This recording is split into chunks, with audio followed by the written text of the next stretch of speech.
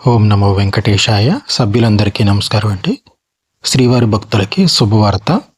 అంగ ప్రదక్షిణం తిరిగి మామూలు పద్ధతిలో ప్రవేశపెట్టడం జరిగిందండి.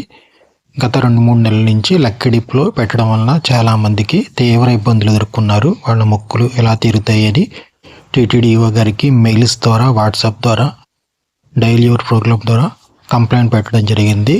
దీని మీద టీటీడీ వాళ్ళు తగు నిర్ణయం తీసుకున్నారు.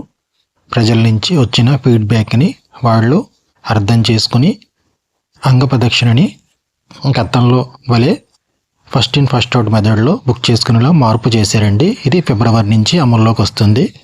ఇది శ్రీవారి భక్తులకి శుభవార్తని చెప్పాలి. ఎందుకంటే లక్కీ డిప్లో మనం చేస్తే అది రావడం కష్టం.